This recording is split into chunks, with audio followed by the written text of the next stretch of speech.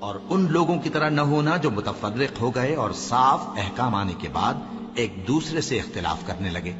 یہ وہ لوگ ہیں جن کو قیامت کے دن بڑا عذاب ہوگا، جس دن بہت سے منہ سفید ہوں گے اور بہت سے سیاہ۔ تو جن لوگوں کے منہ سیاہ ہوں گے ان سے اللہ فرمائے گا کیا تم ایمان لا کر کافر ہو گئے تھے؟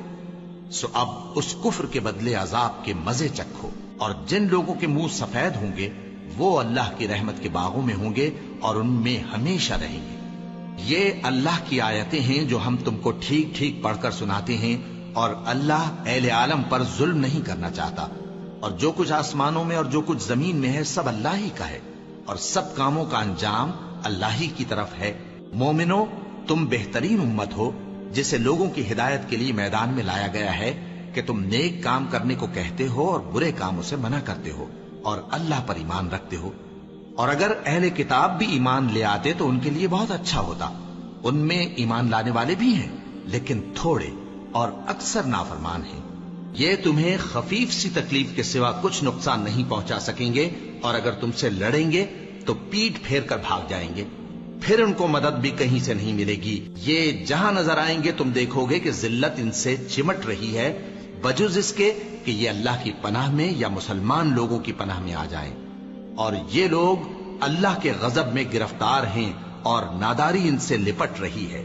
یہ اس لیے کہ اللہ کی آیتوں سے انکار کرتے تھے اور اس کے پیغمبروں کو ناحق قتل کر دیتے تھے۔ یہ اس لیے کہ یہ نافرمانی کیے جاتے اور حد سے بڑھے جاتے تھے۔ یہ بھی سب ایک جیسے نہیں ہیں۔ ان اہل کتاب میں کچھ اچھے لوگ بھی ہیں جو رات کے اوقات میں اللہ کی آیتیں پڑھتے اور اس کے آگے سجدے کرتے ہیں۔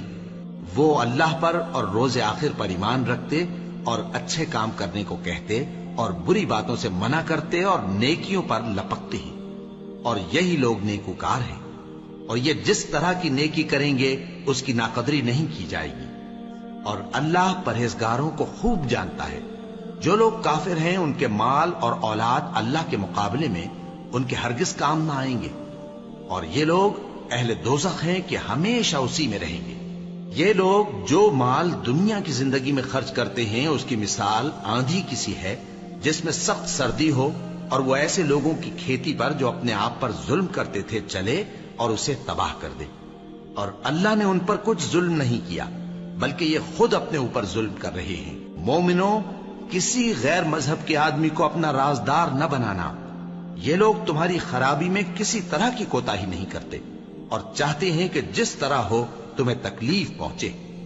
ان کی زبانوں سے تو دشمنی ظاہر ہو ہی چکی ہے، اور جو کینے ان کے سینوں میں مخفی ہیں وہ کہیں زیادہ ہیں۔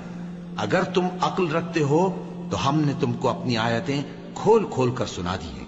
دیکھو، تم ایسے صاف دل لوگ ہو کہ ان لوگوں سے دوستی رکھتے ہو حالانکہ یہ تم سے دوستی نہیں رکھتے، اور تم سب کتابوں پر ایمان رکھتے ہو اور یہ تمہاری کتاب کو نہیں مانتے، اور جب تم سے ملتے ہیں تو کہتے ہیں ہم ایمان لے آئے ہیں، اور جب تنہا ہوتے ہیں تو تم پر غصے کے سبب انگلیاں کاٹ کاٹ کھاتی ہیں۔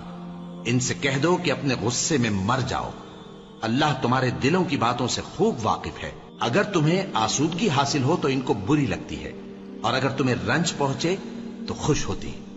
اور اگر تم تکلیفوں کی برداشت اور نافرمانی سے کنارہ کشی کرتے رہو گے تو ان کا فریب تمہیں کچھ بھی نقصان نہ پہنچا سکے گا۔ یہ جو کچھ کرتے ہیں اللہ اس کا احاطہ کیے ہوئے ہے۔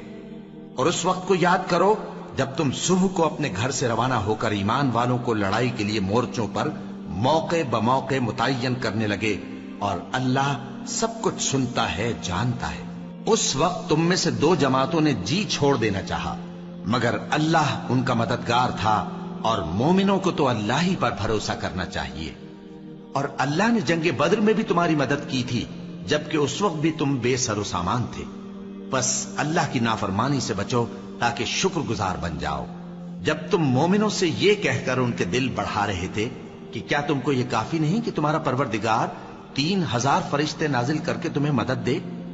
ہاں، کیوں نہیں؟ اگر تم دل کو مضبوط رکھو اور نافرمانی سے بچتے رہو، اور کافر تم پر جوش کے ساتھ دفتن حملہ کر دیں تو تمہارا پروردگار 5000 فرشتے جن پر نشان ہوں گے تمہاری مدد کو بھیجے گا۔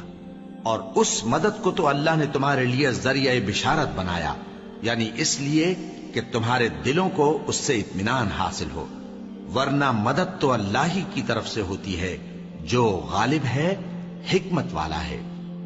یہ اللہ نے اس لیے کیا کہ کافروں کی ایک جماعت کو ہلاک کر دے یا انہیں ذلیل و مغلوب کر دے کہ ناکام واپس جائیں۔ اے پیغمبر، اس کام میں تمہارا کچھ اختیار نہیں۔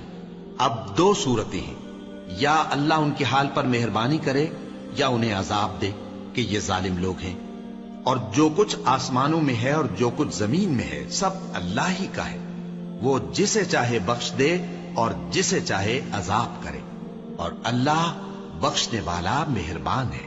اے ایمان والو، دگنا چوگنا سود نہ کھاؤ اور اللہ سے ڈرو تاکہ کامیاب ہو جاؤ، اور دوزخ کی آگ سے بچو جو کافروں کے لیے تیار کی گئی ہے، اور اللہ اور اس کے رسول کی اطاعت کرو تاکہ تم پر رحمت کی جائے، اور اپنے پروردگار کی بخشش اور اس بہشت کی طرف لپکو جس کا عرض آسمان اور زمین کے برابر ہے، اور جو پرہیزگاروں کے لیے تیار کی گئی ہے، جو آسودگی اور تنگی میں اپنا مال اللہ کی راہ میں خرچ کرتے ہیں اور غصے کو روکتے اور لوگوں کے قصور معاف کرتے ہیں، اور اللہ نیکوکاروں کو دوست رکھتا ہے۔